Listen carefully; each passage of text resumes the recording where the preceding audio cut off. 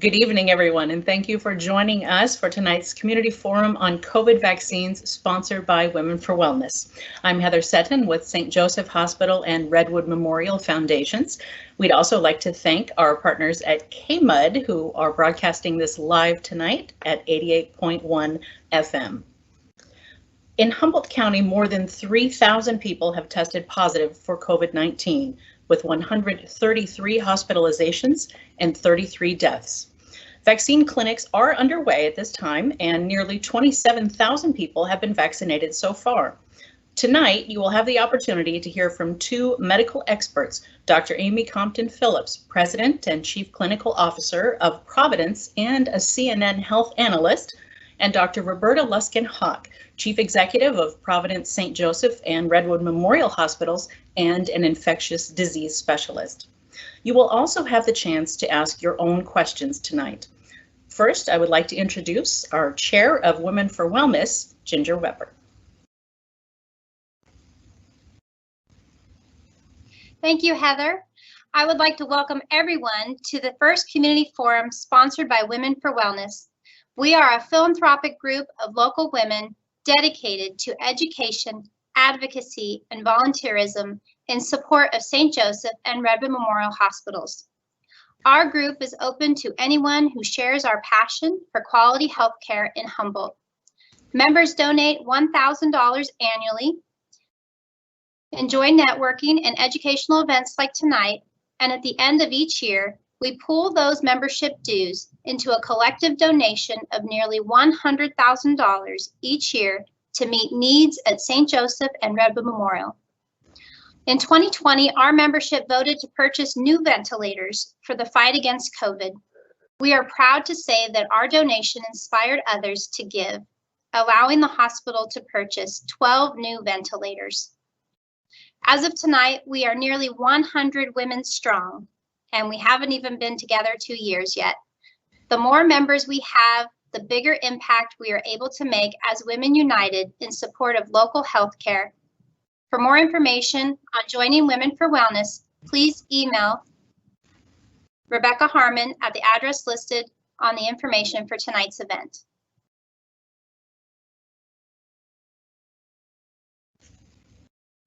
Thank you, Ginger, and thank you to Women for Wellness for sponsoring tonight's event.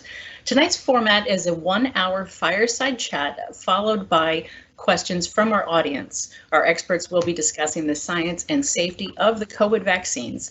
Some questions have been submitted in advance. You will also have the ability to type questions in the online chat on your screen following the fireside chat.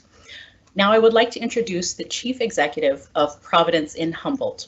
Her work prior to leading St. Joseph and Redwood Memorial Hospitals included serving as the Regional President and CEO for Presence St. Joseph Hospital, Chicago, and Presence St. Francis Hospital in Evanston.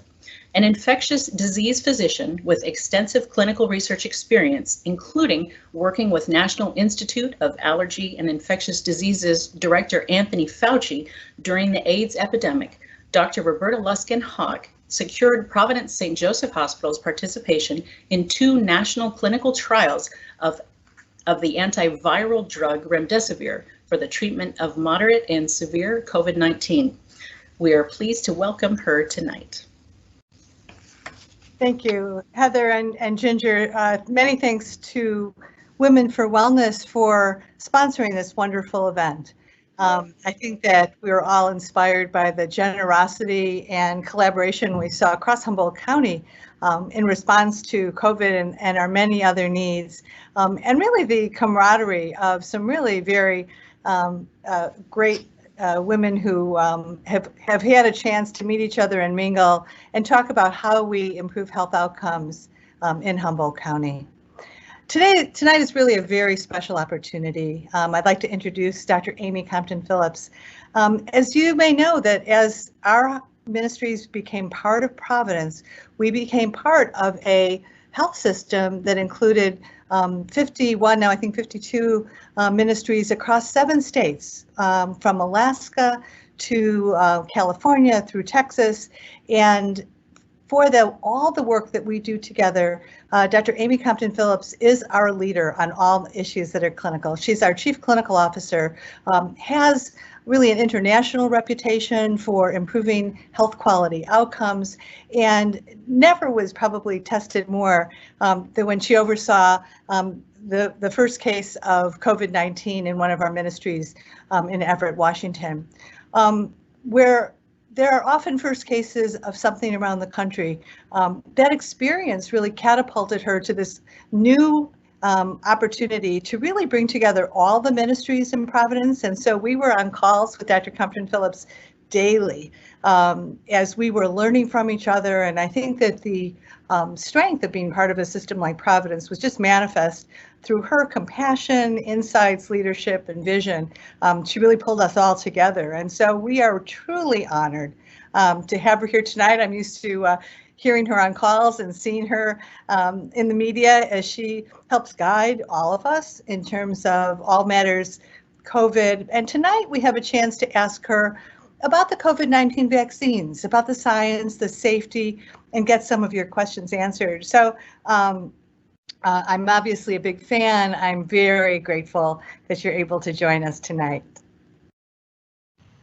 So I think that the format is really going to be just starting with some questions. And I think that it'll give us all a sense of where the science is today, what's known and what's unknown. But I'd actually like to step back to that first case of COVID-19 in the US and just ask what it was like being part of that, and kind of what you learned from that experience and what you gained from it.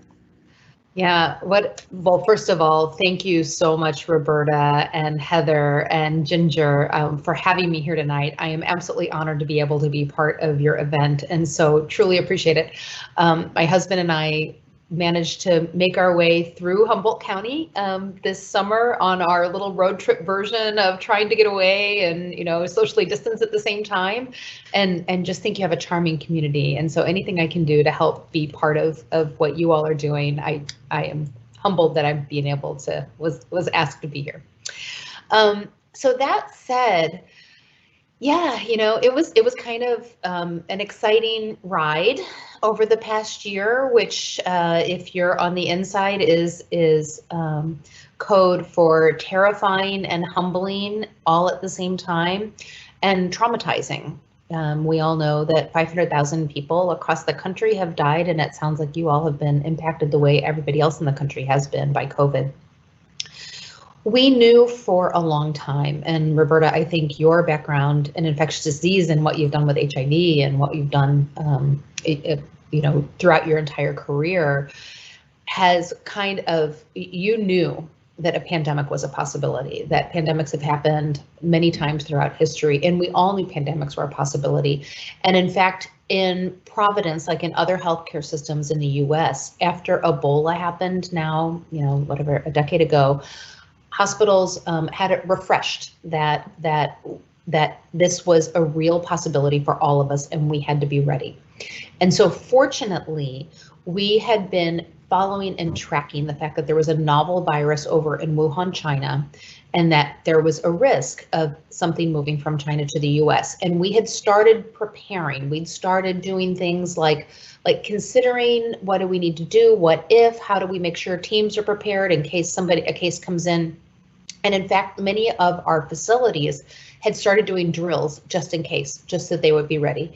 And in fact, in Everett, Washington, where the first patient showed up, we had done a drill about 3 weeks before involving everybody, paramedics, the fire departments, the police, as well as the healthcare system, to say, what if the virus arrived here?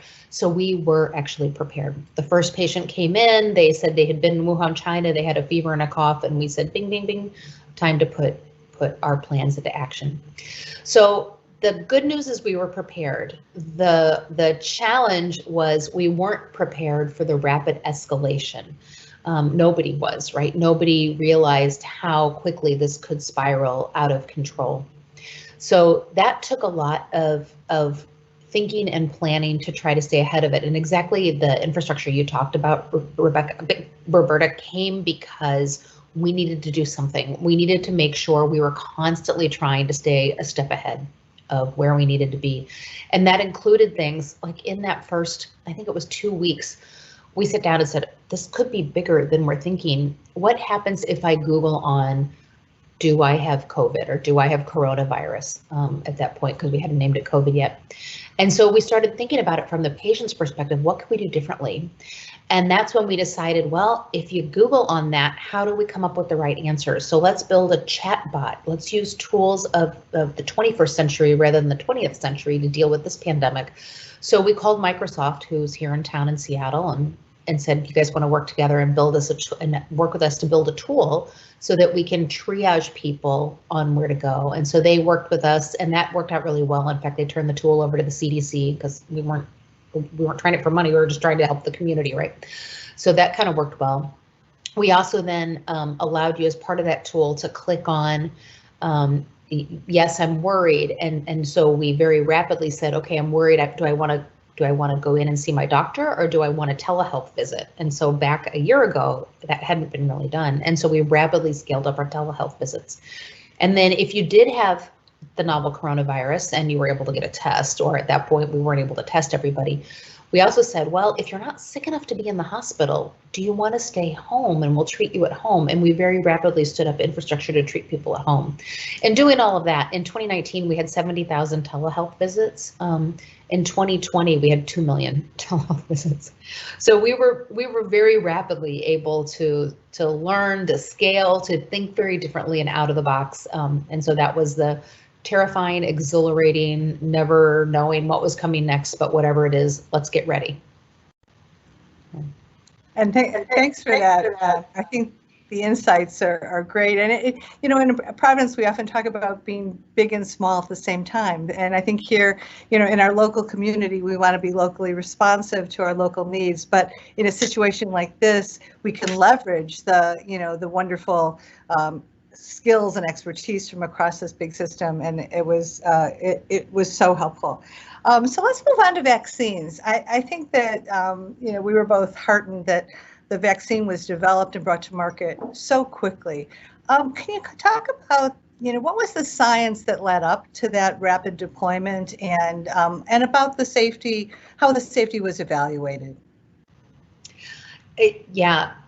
Perfect question, because something that, one of the challenges I think in 2020 is so much about COVID got politicized. And what happened when it got politicized is we started overlooking the fact that the science that got us a vaccine today is absolutely remarkable. It is breakthrough science. The science that was made possible through all those years of research on vaccines for things like HIV, and for which we don't have yet, but a whole lot of science has gone into place to develop, how do you develop vaccines for hard to develop conditions like HIV, that made things like an Ebola vaccine available. So a lot had been done on different types of viral pathogens.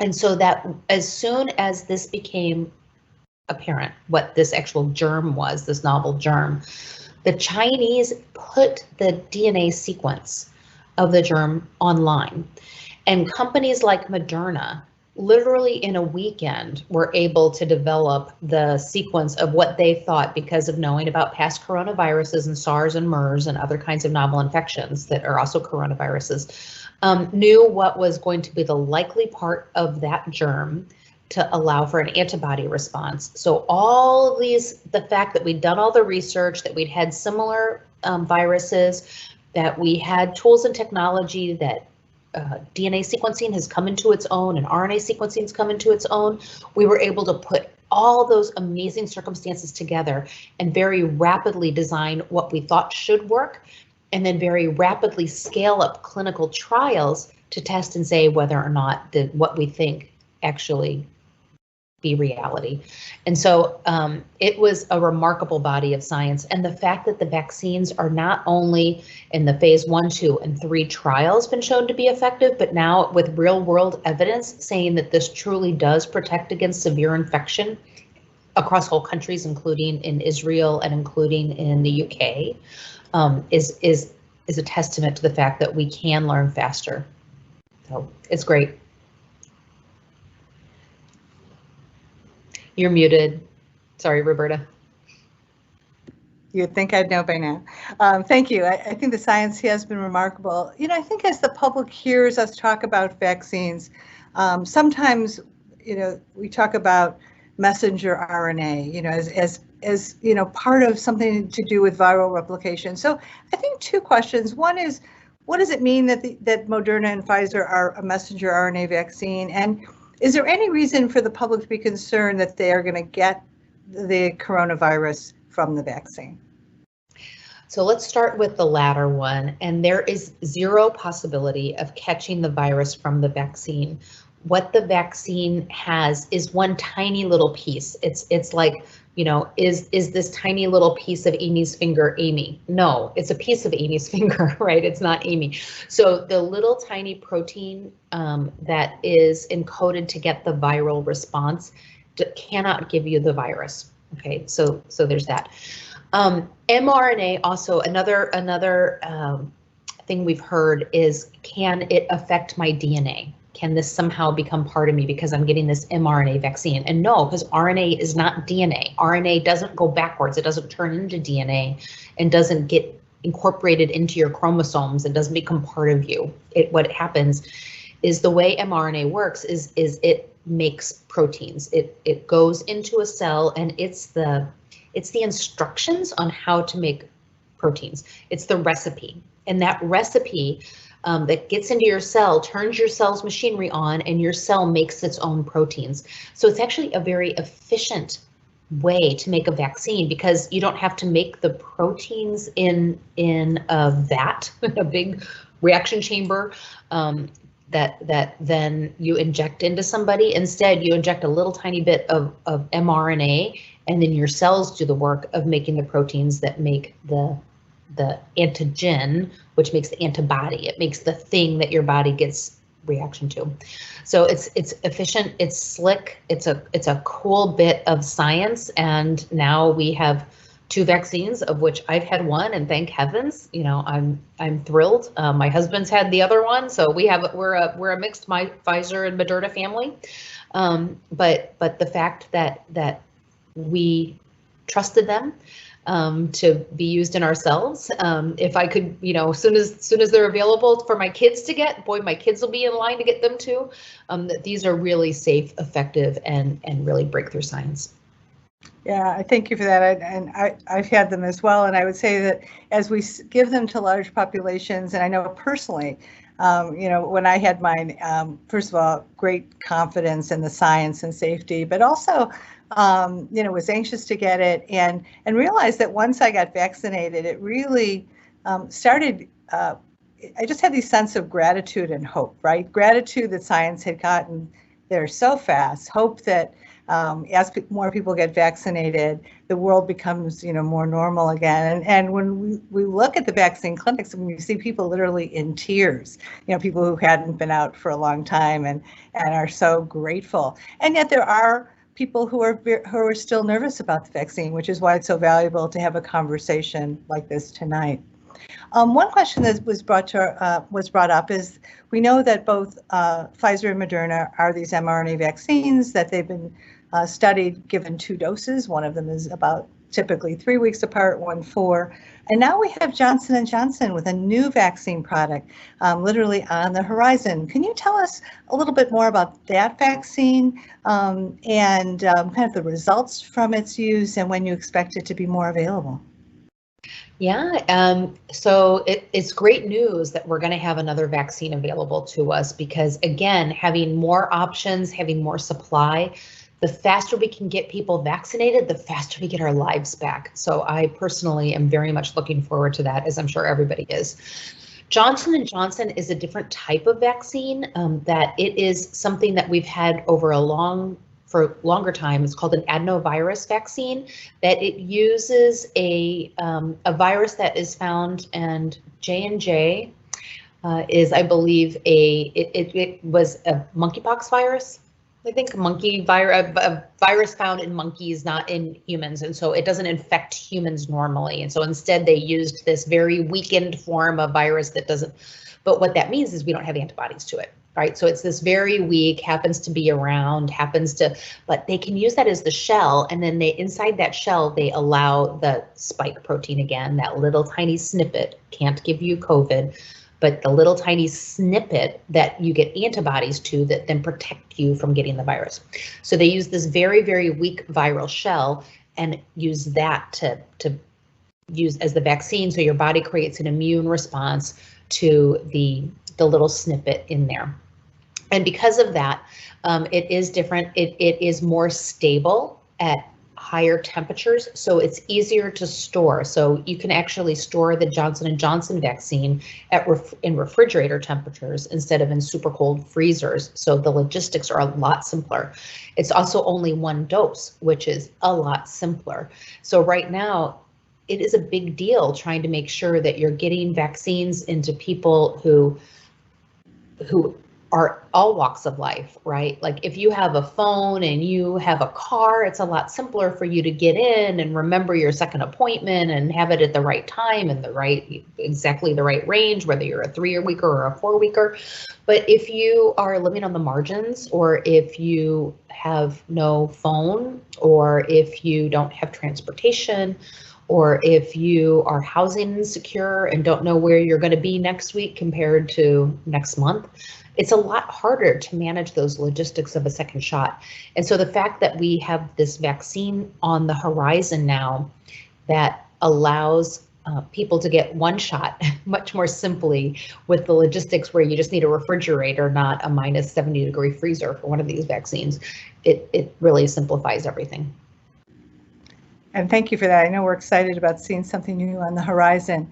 I'm sure that people watching want to understand the effectiveness of each of these vaccines, and maybe if you'll comment on how often, in general, does it prevent what we call symptomatic COVID-19, and even in those people who get some minor symptoms, they actually get the infection. How does it change the course of illness? Because it seems like there's two very powerful ways where it's changing the course of this disease.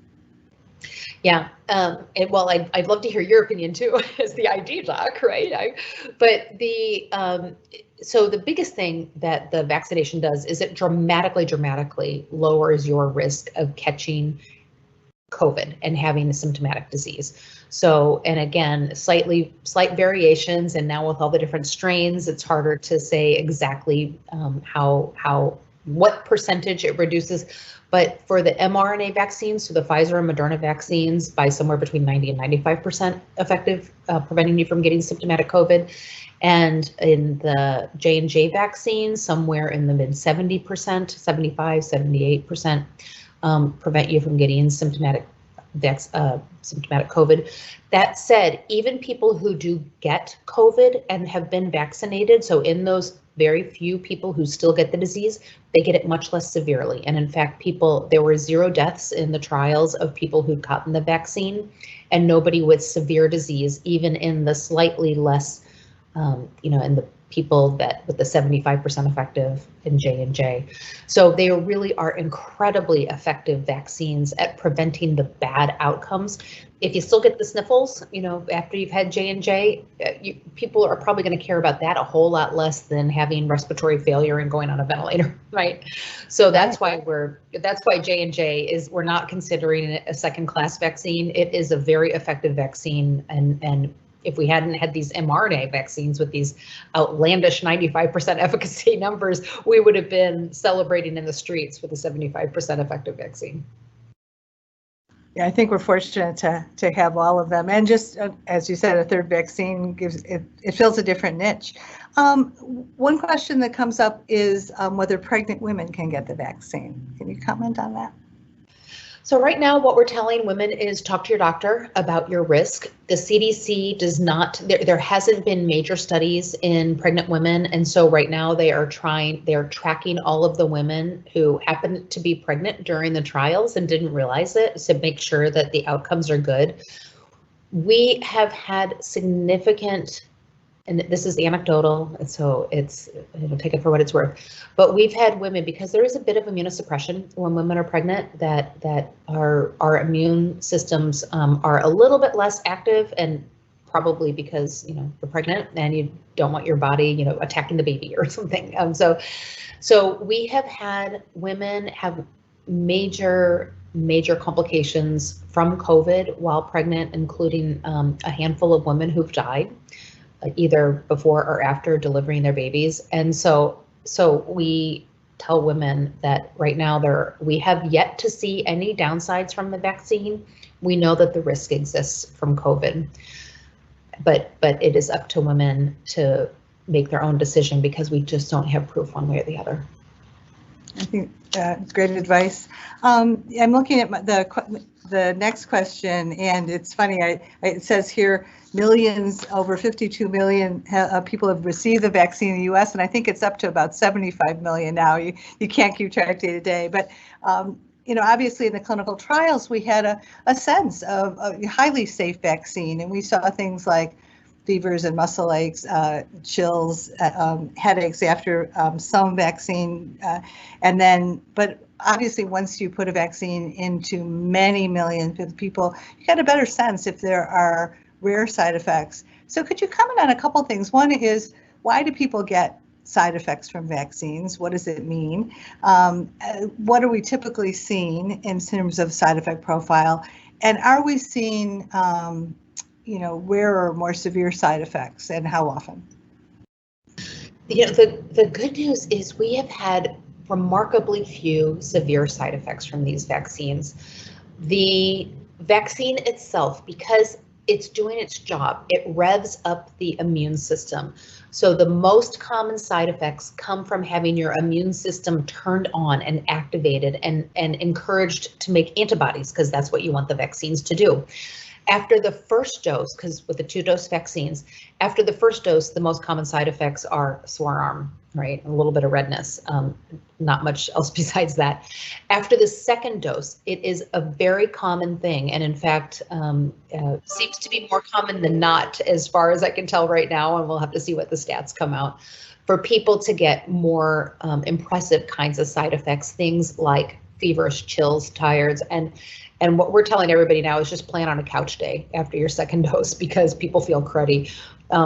You know, I personally had some pretty good chills. I was doing phone calls like this on the phone the day after my second dose, but that's because my immune system was doing what it was supposed to do. It was activated, it was turned on. I got a low-grade fever, you take a couple Tylenol, go to sleep, and it all goes away, right?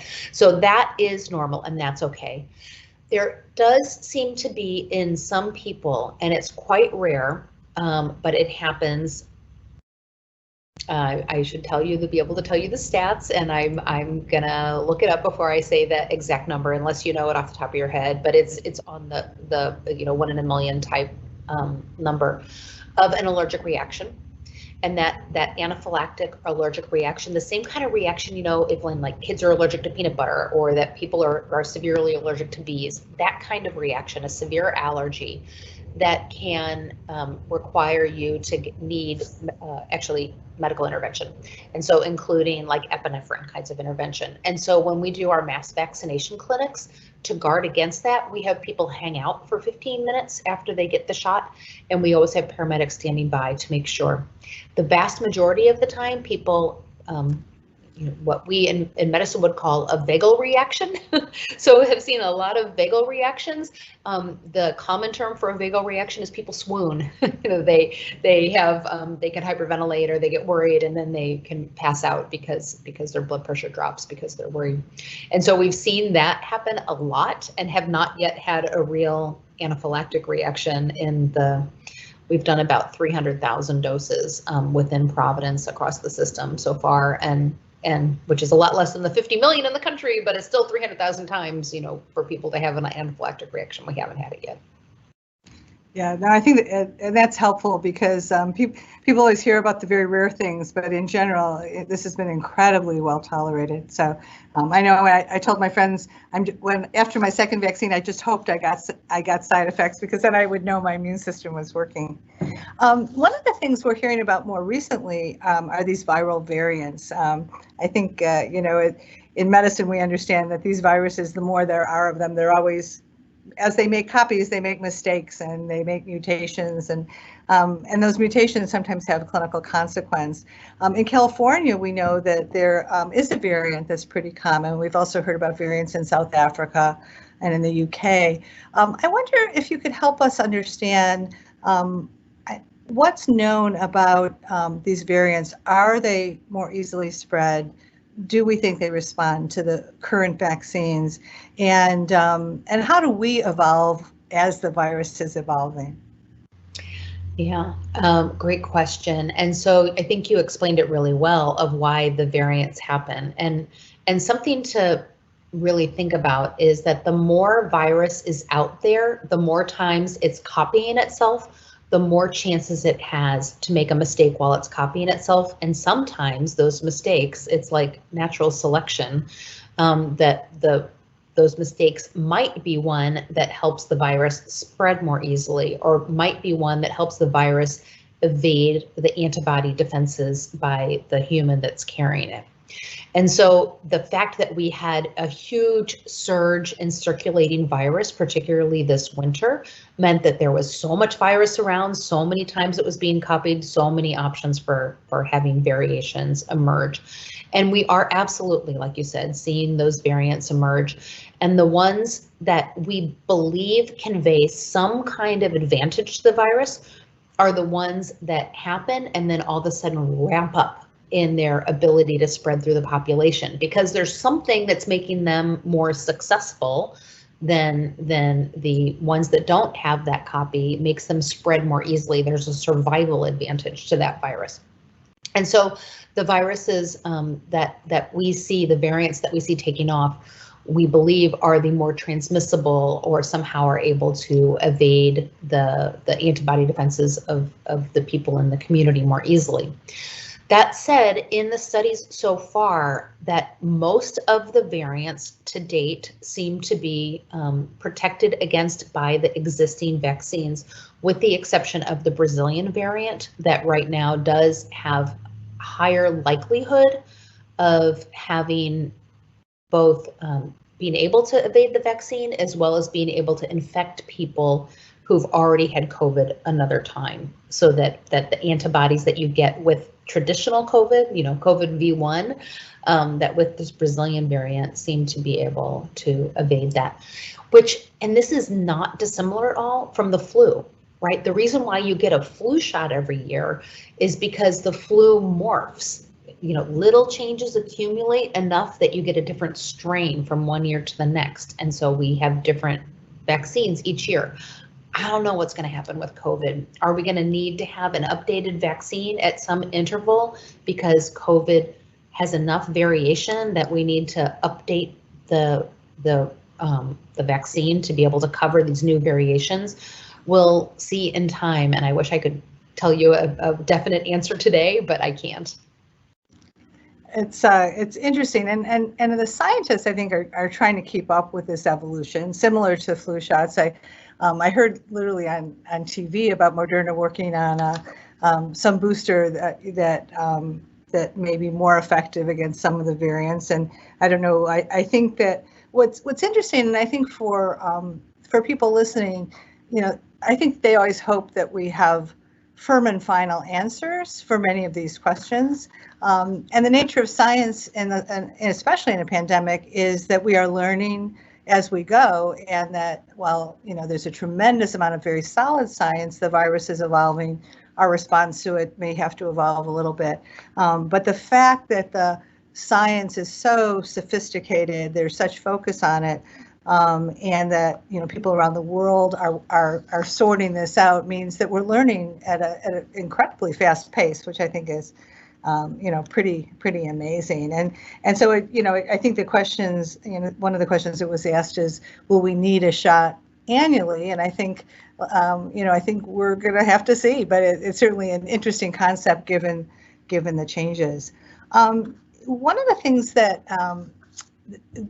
had come up in the more on the internet that I know one of my daughter's friends called me about is she had heard that there was a concern that the vaccine might in some way impact fertility. And I saw no evidence whatsoever that that was the case.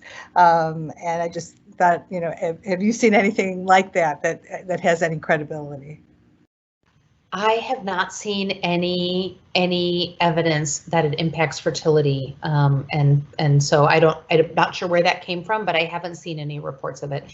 And Roberta, I had to look up myself, like did I just say the wrong thing about the carrier of the Johnson & Johnson virus? So I want to go back to that. Oh, good, sure. It's the chimpanzee virus is for the AstraZeneca one, because I had to double check myself. It's like, oh, how does that? No, so the Johnson & Johnson one is adenovirus 26, it looks like. So it's a different viral carrier, but I just wanted to correct myself because thank you.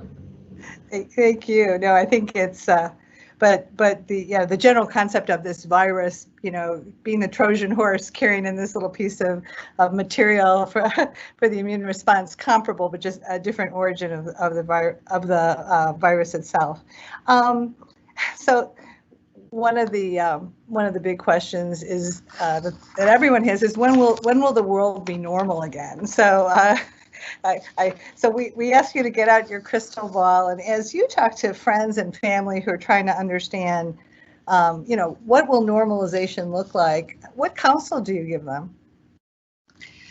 So the faster we get to herd immunity, the faster we get to normal, right? And the reason why it's really critical to get to herd immunity, and we want to get everybody who can be vaccinated, everybody who this vaccine is approved for, which right now there's vaccines approved for down to 16 years old and up, is because if we don't have everybody immune to it, we will carry it on to people who are at risk, right? So that if you have a young, healthy college student who gets the virus and then goes home to their family and their uncle who has hypertension gets the germ from them, that we will kind of continue the kind of mortality that we've seen in the past year. And Roberta, can I tell you, probably the nadir of my hope for humanity was this fall after Thanksgiving, when we had to decide how many freezer trailers to order and how many racks we had to put in those freezer trailers for the morgues. I mean, literally, this was a conversation. I don't know if you were on the calls when we were talking about how do we decide, do you need to do a 2-rack or a 3-rack high for people who've died from this virus? I mean, it is a real thing. And the only way we can get ourselves back is if we work together as a country, if we have everybody get vaccinated, not have people be afraid, not have people, well, say I'm young, it's not going to affect me, have everybody get vaccinated, and then we get our lives back. With the vaccine supply breaking open within the next month or two, that as we get the 3rd vaccine, as we get Moderna, we get Pfizer ramping up, we have people willing and able to get shots in arms. Now we need to get arms to the places where the shots are. And then when we make all that work, we can get our lives back. I'm thinking by summertime. That would be so amazing. Absolutely. I think that, you know, it raises 2 questions. One is, do you want to comment on why we're asking people who've had the vaccine to continue to wear masks? What the rationale for that is?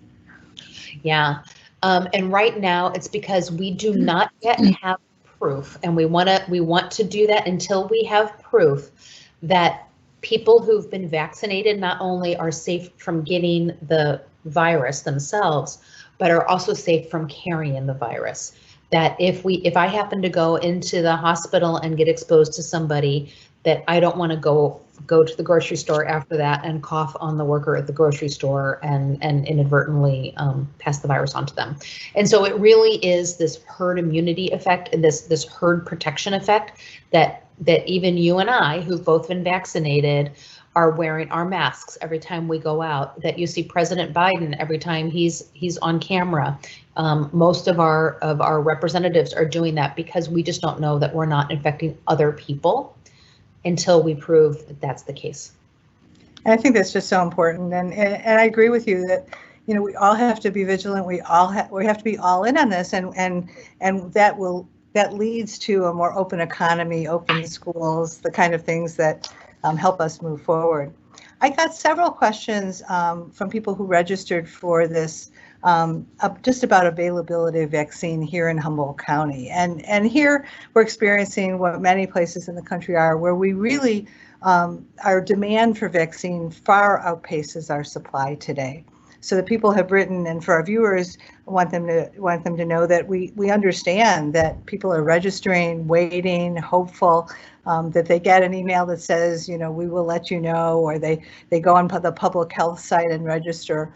And in Humboldt County, we were a little different than the rest of the state in that we said we better start with 75 and older rather than 65 and older, because there's 10,000 people who are 75 and older, and we first need to try to get that. And what I would say is that we have been working arm in arm with public health, with other people in our community, and we can give hundreds of vaccines. The medical group gave 1,800 vaccines over a long weekend recently, and we can do more. And with the county, we have concepts about mass vaccination clinics where you drive through, get it, and be watched. We haven't launched that because we haven't had enough vaccine to actually run a mass vaccination clinic. So I think for people who are listening, you know, I think that it's important to know that we recognize the frustration for those who are anxious to get vaccinated, and I think it just, you know, it helps you from. I mean, I think we've all been hyper vigilant for a year, you know, worrying, am I touching something? Is someone sick? And so we're working as fast as we can in collaboration with public health. St. Joseph Hospital, based on the guidance of the system, you know, bought that -80 freezer and distributes vaccine to our, you know, partner facilities across the area and even up to Crescent City. And we will be ready as soon as there's vaccine. We'll get it out. So I just want people to understand that. Another question that came up is if I've already had COVID, do I need to get a vaccine, and if so, why? Do you want to comment on that? So right now we are recommending that even people in high risk groups who have had the germ get the vaccine, and that's because we believe that it does convey long lasting immunity, at least for now. And so, but you wait until for 3 months. So 3 months after you've had the infection, then get the vaccine. So you can wait a little bit. Rest easier if you've had COVID already. And so I think people in Humboldt aren't the only ones who are waiting for bated breath for their turn to get the vaccination. People who've already had COVID, rest easier while you're waiting for your turn at the vaccine. I think that's helpful. I'm looking to see people, let's see, we talked about larger venues. I think maybe I'll end my questions, and I think Heather may have others from the chat. We know the challenges of this. We know that it's been emotionally exhausting at times, but my question is, what inspired you most? What inspires you most about what we've just lived through and what we're continuing to live through? I think what inspires me the most is the absolute resilience of the people in our communities. I am amazed. And so, Roberta, I know you remember, again, one of the worst moments was in April. It was April, when by hook or by crook, but it didn't matter what we did, we could not get more masks for our people within healthcare. Remember that? How awful that was? And we knew, absolutely knew. I knew, like, you know, it doesn't matter. You're at this huge behemoth of a healthcare system. There were no masks anywhere. And our doctors, our nurses, our respiratory therapists were going to not let people die. They weren't. If you came into the hospital, no one was going to let you die. They were going to run into a room and take care of somebody and get them oxygen and put them on a ventilator without a mask if they had to, because that's what they do. They run into the fire, right? When that happened, that's when we went to like Michael's and Joanne's fabric shop and bought every bit of polypropylene and ties we could and masking we could, and went down to the conference room and started making masks. And that's when a news truck happened to be in the area, and they heard what we were doing, and they showed that, and then CNN heard about it, and then brought it national. And that's what made the 100 million mask campaign, because as soon as the community heard that we were short, oh my gosh, we had more help. We had more people diving in because they knew that they wanted to protect healthcare workers. So I was like, warmed my heart. I could not believe how amazing that was, that the entire community helped out.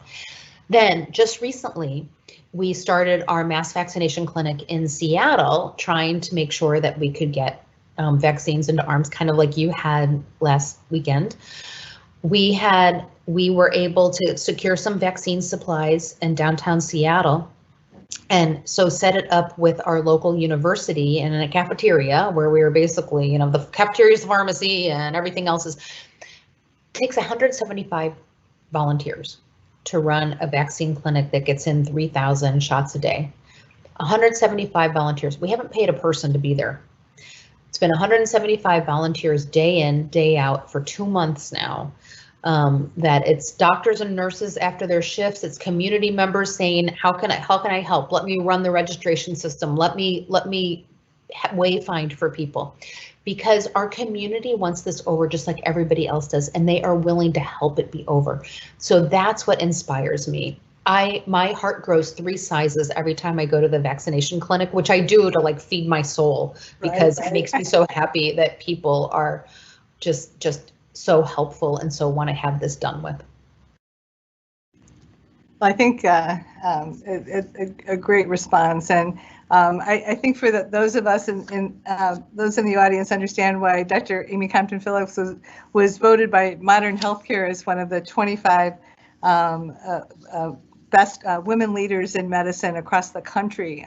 She brings not only an incredible scientific mind and knowledge of medicine, but an incredible heart and to this work, and we're certainly fortunate to have the benefit of her expertise and to hear kind of the journey that she and others have been on, as well as those of us in Humboldt County.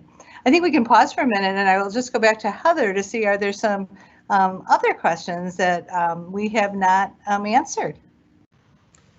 Yes, thank you, Roberta, and thank you both on behalf of our audience for so much engaging and really reassuring information tonight. I know people are appreciating it. We're getting a lot of good questions. This is something that you touched on a bit, but might want to revisit. This is someone from the younger population talking about if the risk of death from COVID itself is so low in the younger population, and that there have been a very small percentage of serious side effects from the vaccine, does it make sense for a healthcare worker in their 20s to still receive the vaccine? It absolutely makes sense for a healthcare worker to receive the vaccine. And in fact, you know, something that I think we have to remember is that healthcare workers, your job is to be there to make lives better. If you become Typhoid Mary, if you happen to become a carrier for the virus, because we do know that young people are at pretty high risk of getting infected, but staying asymptomatic, which means you're a carrier, that you can get the virus and then you can pass that on to other people. So as a healthcare worker, our ethics and our responsibility is to first do no harm. So what we need to do is we need to make sure that people who come to us when they're sick and in need leave in better shape than they come in.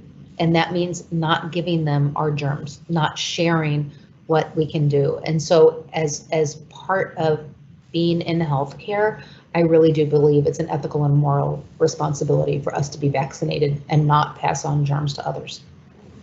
I think that's an important answer. I think the other thing that the audience may be picking up on is Amy commented on her daughter. I've got a daughter in her early 20s as well. And as we look at the science, I will say that I can't wait for my daughter to have access to the vaccine, to feel safer, to not run both that relatively rare risk of getting seriously ill, but also the risk, people, I think that what we haven't touched on very much is certainly in the media, you'll hear the extraordinary loss of life with over 500,000. You hear about people in hospitals and ICUs, some of whom who go home. But, there are some long-lasting impacts from this virus. People talk about brain fog. There's a colleague I have from New York who's a physician who spoke about how, you know, his life is not the same months after having COVID. And so this isn't just a simple virus where you just tough it out and everything's better. It can be quite a chameleon, and that, you know, you occasionally hear about children who have these rashes and vascular complications that affect their limbs. I heard a tragic story of some severe complications of that. You hear about the occasional, you know, 20-something-year-old who ends up on a ventilator. So while it is rare, I think that this is not a virus we want to you know, take for granted in any way. And you know, our immune systems, you know, for certain types of infections, our immune systems are pretty good at fighting things off. This has proven itself to be something that that causes some consequences, both immune and otherwise, that can be delayed and longstanding. And so I would say, just, you know, the fact that Amy and I both look at our daughters and say, go, is probably the best endorsement of how we think about the safety profile. Heather, I imagine you have a couple more questions for us before we wrap. Yes, thank you. And along those lines, this is a question from a parent of a little bit younger child. When schools are being urged to reopen in person, and teachers being able to receive the vaccine now in Humboldt County, at what point do we think teenagers will be immunized? I'm reluctant to send my high school student back to in-person learning, and I fear the virus will spread among this very social age group. Right now, the challenge is we don't have any vaccines that are approved for use in people under the age of 16. The good news is that if we quell community spread significantly, so if we stop it from spreading because we vaccinate everybody else, the risk to the students is going to be dramatically lower, right? Because you lower the overall burden in the community, you lower the overall chance your kid is going to come into contact with it. So that's thing one. Thing two is that the CDC has now been recently much more free to actually say what the evidence says about keeping people healthy in different environments, including in schools. And over the past year, we have learned ways that you can stay safe in schools, including things like having effective airflow. And so there's now how many air exchanges per hour are necessary in schools to make sure that the virus isn't lingering around in the air, having everybody mask, doing something called cohorting students, and that's keeping students in smaller pods so that they're with the same number of students each day rather than mixing and doing different class changes constantly all day long, so minimizing contact. And that way, if somebody in the school does get infected, that pod is the only one rather than having the entire school be infected. And so between those two things, decreasing community spread and increasing the science around how do you not have an epidemic blow through a school, it is much, much safer than it would have been even 6 months ago. Thank you. Heather, what else do you have for us? Well, across the world, there is concern that the vaccine can't be trusted, this person is asking, and mentioning, for example, a story on NPR from France just today, giving this reason for not getting vaccinated, that it happened so quickly. Can you speak a little more to that? So I think the fact that this vaccine was developed quickly, again, amazing science, but the reason that we were able to do it quickly is it was built on decades, literally decades of vaccine research. And so because we did all that deep work over the past decades in everything from genomics, how do you sequence something, and now how do you sequence something quickly, and how do you sequence something fast, right? That's an element of it. And then all this amazing vaccination research, again, HIV, Ebola, SARS, MERS. In fact, several of these vaccines had been in development for other things and then were repurposed for COVID. And so the fact that we had all this great research on the shelf, we were able to draw on years and years of work to make this be so much faster than it would have been otherwise. Celebrating that would be ideal.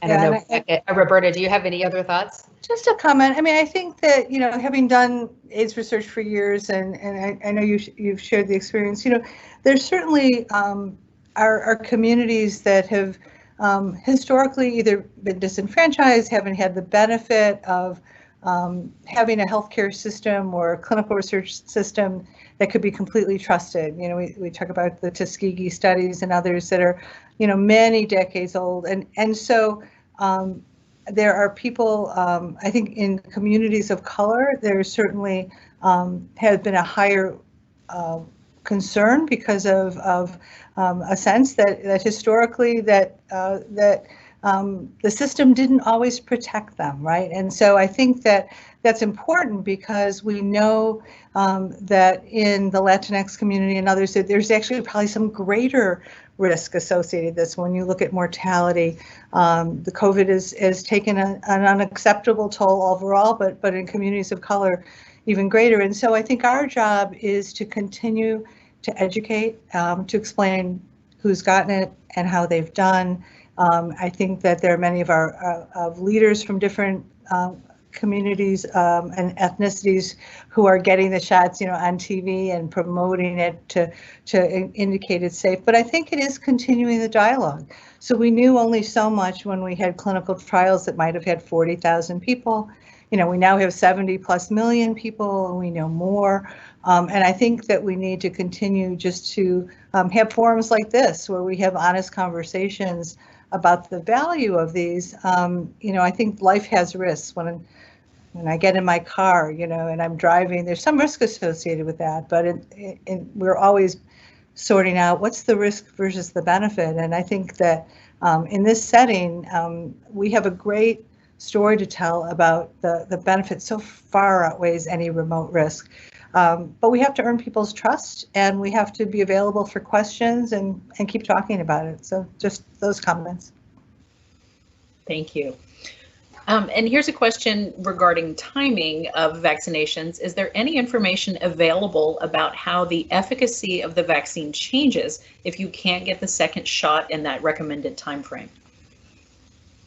Well, fortunately or unfortunately, the UK is doing that natural experiment for us right now because there's not great evidence.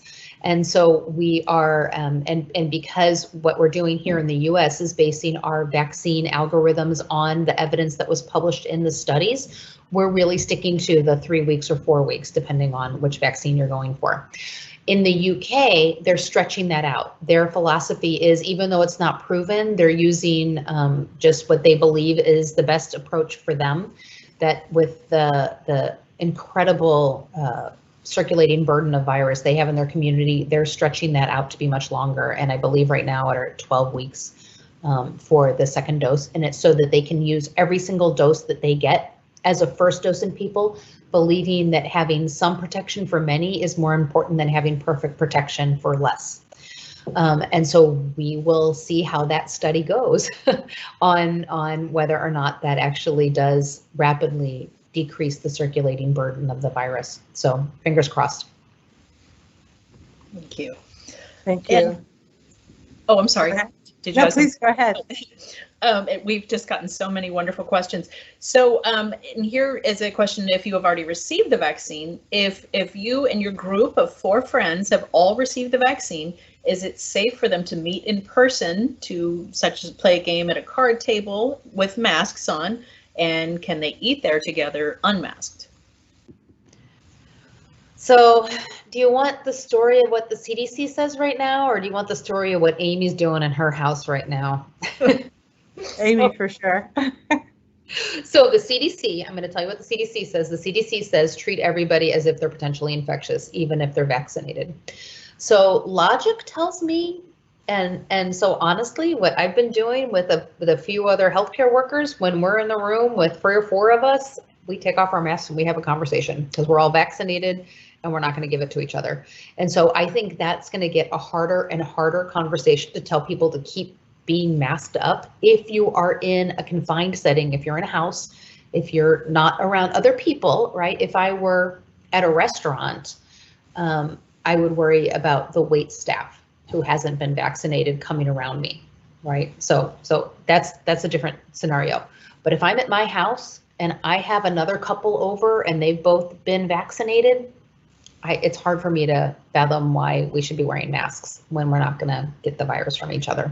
So we're going to have to see how that plays out over time. It's going to be really interesting though, because I think about the scenarios of what's going to happen. At what point are we going to have to prove vaccination status for us to do things like hop on a plane or to go in a restaurant?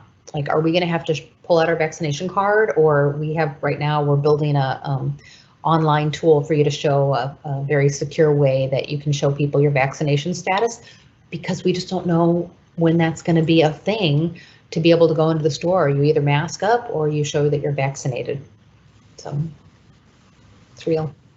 And along those lines, do you agree that you should be vaccinated to be allowed to travel?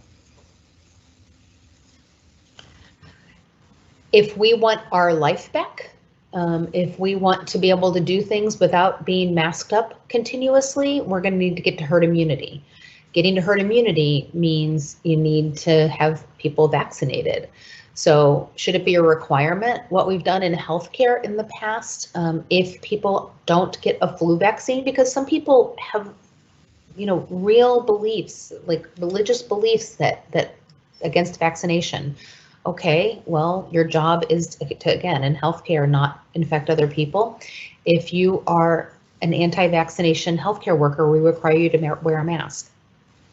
Full stop. You have to wear a mask in our facilities if you are in healthcare and you're not vaccinated. I could easily see, and this is Amy's crystal ball, which, take it for what it's worth because it's a future prediction. So, but I could easily see us getting to a place that if you're not vaccinated, you have to be masked up to be in public or on public transportation or on a plane.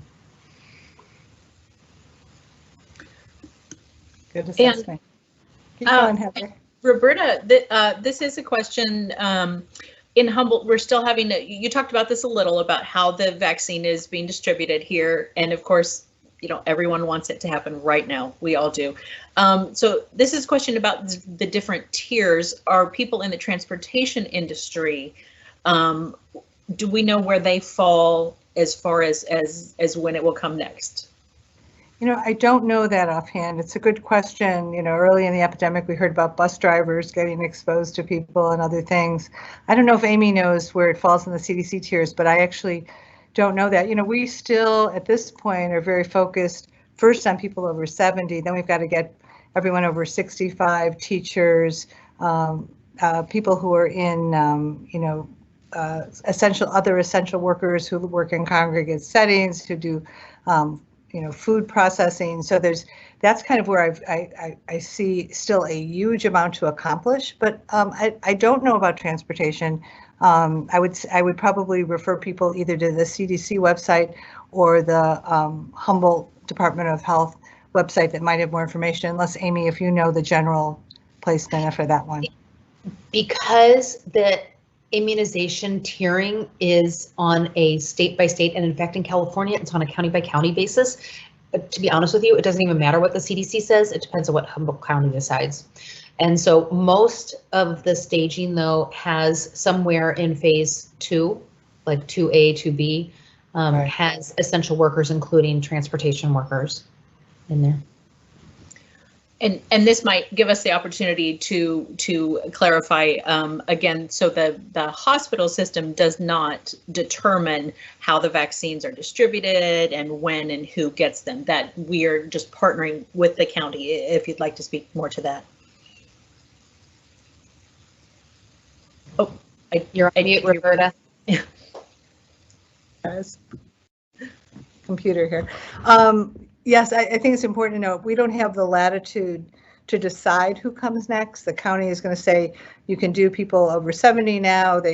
We had a conversation at one point. I called Dr. Hoffman and say, okay, can we start doing teachers to open it up? So, there's sometimes a little advocacy, but really it's the county who's trying to come up with an orderly approach to this, understanding that we just need more vaccine. I expect over the next 2 months, we should see some pretty extraordinary increase in the amount of vaccine available, both the Moderna and Pfizer with the addition of the Johnson & Johnson. And so I think that that these highest risk tiers will start having much more availability.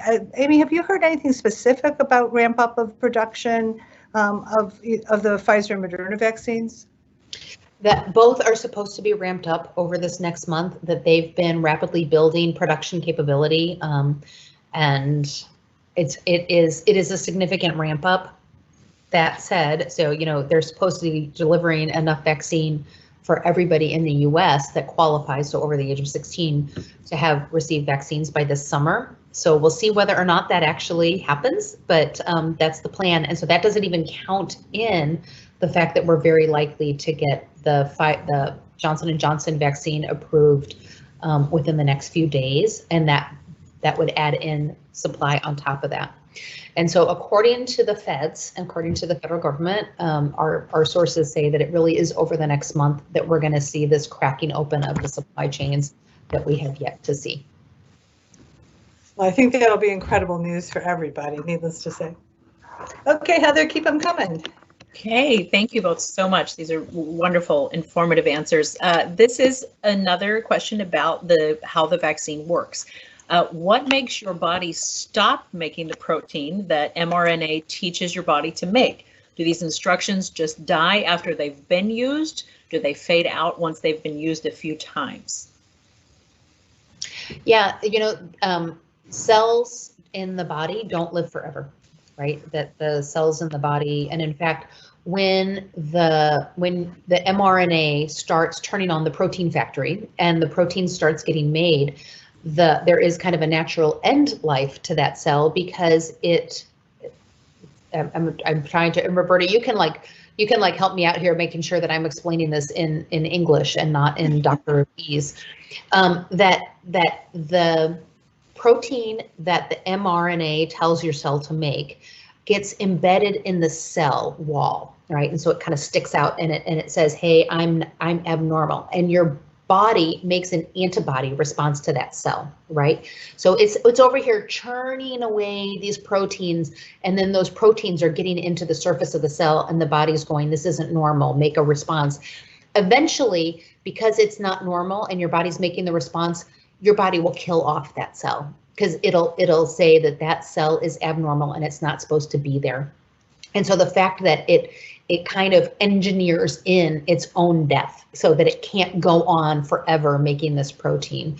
And it's part of the beauty of this, is that you turn your cell into a little protein factory to make the antibody response, and then the response that it makes kills the cell to turn off the protein factory. So it's really, again, slick science. Great explanation. Thank you. And this is regarding herd immunity. Once larger numbers of people are vaccinated, how can herd immunity be achieved if people who are vaccinated can still be carriers of COVID? There is some really good graphics from the Washington Post on how herd immunity works, and the reason we don't get viruses like, and I'm thinking typhoid, how did we get on top of that? How did we get on top of measles and mumps when they're very contagious viruses? Is that there's enough people that are immune to the virus that even if somebody gets it and carries it, it dies with them. The virus can't get passed on to other people. So herd immunity, even if you do have a little bit of virus circulating in the community, means that there's no one to receive it, even if you get it, right? And so that's what we're thinking. And again, I don't know for a fact that people who have been vaccinated can be carriers.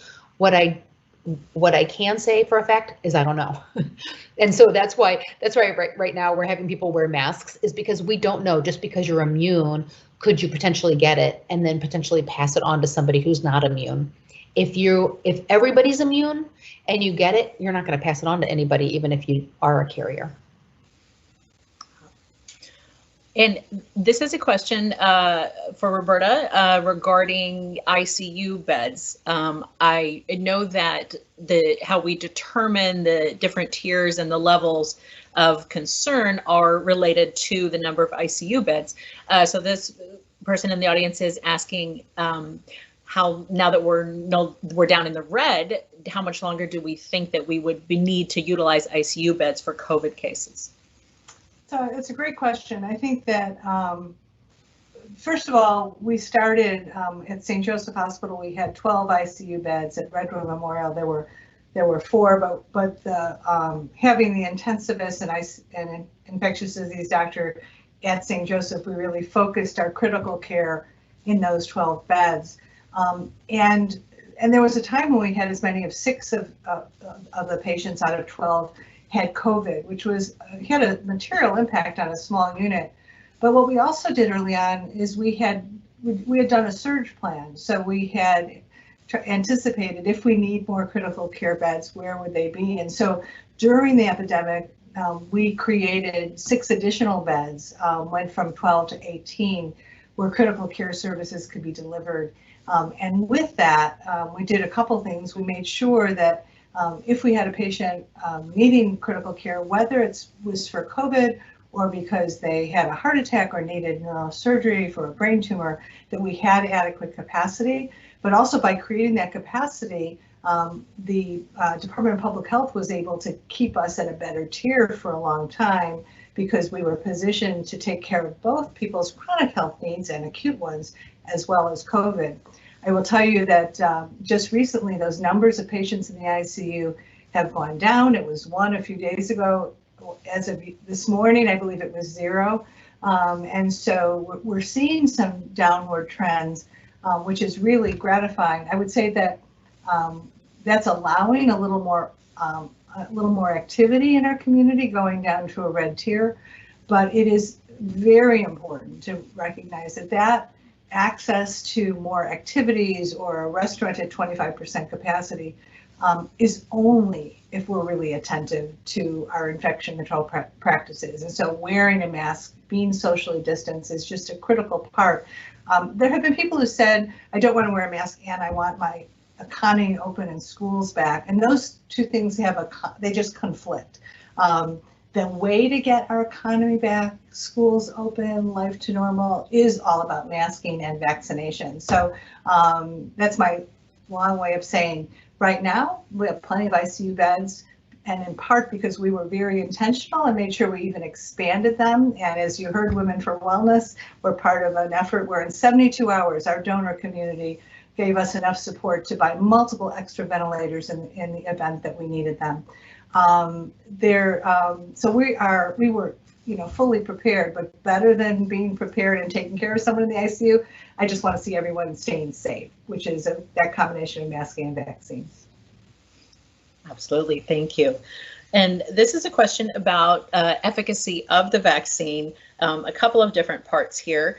How long do we think the vaccine is good for after you've received both shots? Will people need a booster shot by the fall, and how that might affect our supplies? And will we just need one annually like the flu shot? You know what I think we really need here is a pool, because we need to place bets, because nobody knows this answer. So we just need to okay, I don't know. Do we need a booster at 1 year? Do we need a booster at 5 years? Do we need a booster every time a new variant emerges? I just don't know. I could hazard guesses. I don't know, Roberta, what would you pick in the pool of options? Yeah, I mean, I think as I look at it, first of all, what we know from the early trials, the phase 3 trials, is that the immune response from being vaccinated is far more robust than the immune response from natural infection. Your antibody levels are higher, looks like they last longer. For natural infection, I think we're comfortable that, for 3 months, it looks pretty good, could be longer. So I do think that there will be more studies where they take people who've had the vaccine and they both monitor antibody levels and then, see, the outcomes. Do some of them end up actually getting exposed, and what does that look like? Because we have antibody levels, which are part of your immune system, and then we've got this other part called your T cells, or the cellular immunity, which sometimes those cells are just hanging out waiting, and you can't exactly measure them until they're exposed again, and then they ramp up to fight things. It's a pure guess. My guess is that, these vaccines will probably have some substantial impact for 6 to 12 months. I'm hoping 12. And my guess is there will be some need for boosters in time, and that, I think we'll let the science lead us, that, while we're busy vaccinating people, there are other scientists who are sitting back and saying, well, now what are the next questions we have to answer? And they'll start working on it. So it's, but it is a guess, as Amy said. The science hasn't figured that out yet, because when you think about it, in Humboldt County, our first vaccines were given in mid-December. So we are really just getting that early experience. People got their second vaccine. The earliest was, January. And so across the country, we're going to be getting more experience on this and learning. Really well said, Roberta. Thank you for that. And in Humboldt County started in mid-December, right? And those the tens of millions of people started in December, but the 40,000 from each trial, they only started getting these vaccines over the summer. And so like that's why I'm not being flip when I say we need a pool. We just don't know. And people hate that kind of uncertainty, but anything we say at this point really is kind of based on what's come before with vaccines and titers, probably a year at least, maybe it'll last longer, and we just have to see. Thank you. I'd like to just remind our audience, we have time for a few more questions if you would like to put them in the chat there on your screen, and we will do our best to get to them. This is a question regarding the different variants. You spoke about that a little bit earlier. Do we have any idea yet the impact in Humboldt County from the California variant? So my understanding at Humboldt is that there was one outbreak in a skilled nursing facility that was the California variant, but that we aren't seeing it globally. We don't, you have to actually sequence the virus, which is a special test that we don't do routinely, but according to public health, there was a small cluster of the variant, but not on we don't believe it's at a broad basis at this point. So I think that knowing that, one of the biggest vectors of this disease is travel. Are we inviting people who are unvaccinated and potentially infected home for, into our homes for a family get together? Are we going to a place, where we can bring it back? Travel's been kind of a critical piece, and so knowing that there's so much of this variant in the Bay Area, in Southern California, one would assume that we will see some of it, but it's just a reason again to mask and socially distance until you're vaccinated. And I think while this has been, it's tiresome to have lived a year like this, but the light is at the end of the tunnel. And so what I try to encourage people is this is not the time to let your guard down, just double down on all the good stuff. Humboldt County has been really good about masking and contact tracing. I think, our relationship with, public health and others in our community has been really exemplary. And I've seen people really step up and protect each other. And that's why our case counts have actually been quite low, considering we are so close to being in a better place. We just need people not to get so tired of doing it. Just double down until we're, ready to loosen things up further. Roberta, can I just pile on what you just said? Because I think you put it beautifully. Since the beginning of this pandemic, we've been talking about how it's a marathon, and it's hard running a marathon for anybody who's ever run or walked or done a marathon. That I feel like, we've done 20 miles. And in fact, over Christmas, we just peaked up Heartbreak Hill because it was horrific in California in particular, going through the surge around the holidays, right? But we're coming down off that now. All we have to do is finish. And finishing this marathon means wearing your mask, socially distancing just a little bit longer, that light's at the end of the tunnel, the finish line is in sight, but you can't skip the last 6 miles, because then you're not done with a marathon, right? For us to finish the marathon, we just got to keep going. So keep it up. Thank you. Good metaphor for that. Yes, definitely. And so just a few final questions here. Do we know anything yet about whether asymptomatic COVID in people who have been vaccinated could still lead to long-term ongoing problems? I can take a little bit of that one and then we'll turn it over to Roberta. So something that she mentioned earlier, particularly in young people, we've been doing something called My COVID Diary, because there's not great literature yet on people who've had minimally symptomatic conditions, but then develop ongoing COVID, right? Develop what in the community we're calling long haul syndrome, right? But from COVID. And it turns out that if you don't have a big initial immune response, you still are at risk for having those long haul symptoms. So we're gathering a lot of information now about how people can get long-term fatigue, long-term headache, long-term kind of what many people might know of chronic fatigue syndrome kind of stuff, just feeling terrible and not having any energy and not feeling like you can get out of bed and not being able to remember what you had for lunch 15 minutes ago because your brain fog is so bad.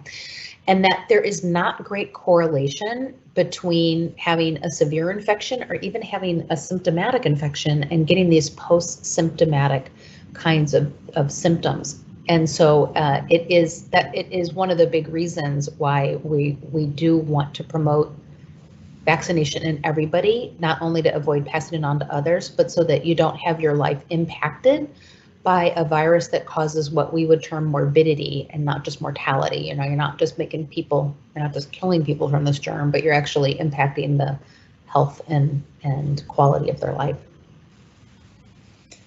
Yeah, Thank you both. Oh, go ahead, please. I was going to say, I think it's so important to understand that piece of it, and it gives you just more reason to be extra careful. Heather, do you have a couple questions? It looks like we're about ready to wrap. Yes, and so what we wanted to do was just give you both the opportunity. First, I just want to thank you again on behalf of all the people who asked questions and those who didn't have to, because you covered everything so thoroughly. Wanted to give you both a chance just to share some final thoughts with us about this topic tonight.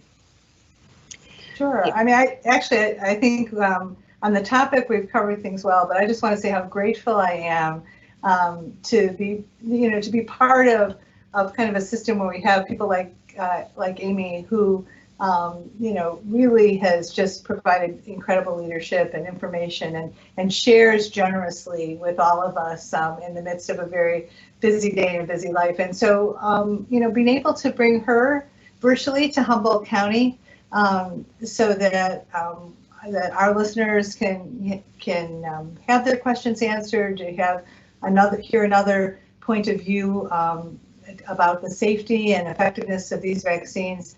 These vaccines are game-changing, without question. They are the light at the end of the tunnel, and we are so fortunate to see science really step up and respond to a huge need.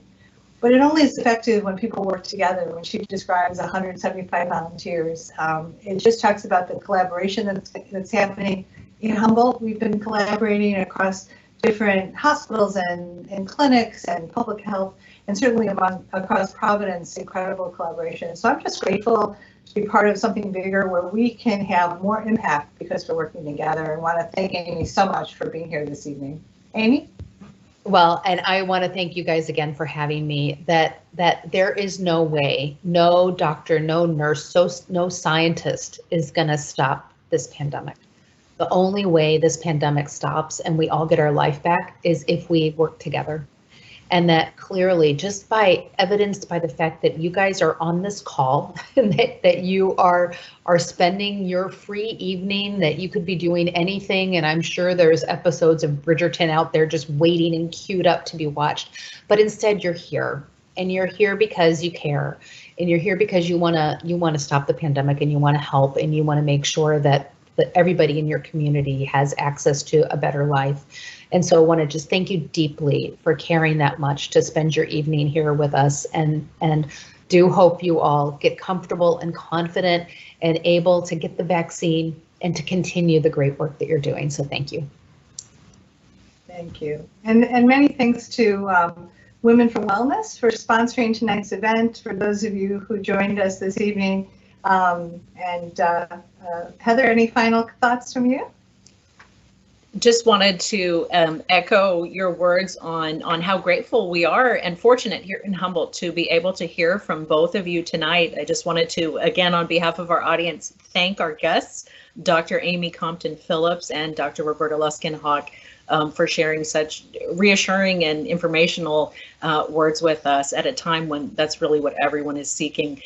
Before we wrap up tonight, we just wanted to hand it over again to our Chair of Women for Wellness, Ginger Weber.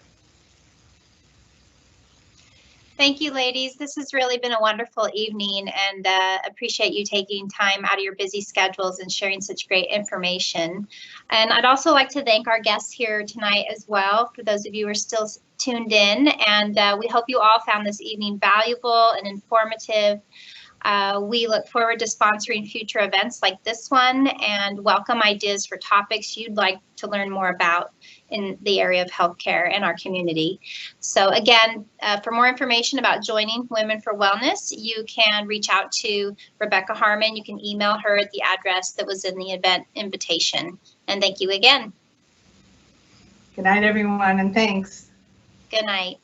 Thank you all so much. And if you missed any part of tonight's broadcast and would like to share it, we will be posting it on our social media channels on Facebook at St. Joseph Health and on YouTube at Women for Wellness, as well as distributing a link by request if you email Rebecca Harmon, whose information is on the invitation. Thanks so much for joining us. Good night. Good night.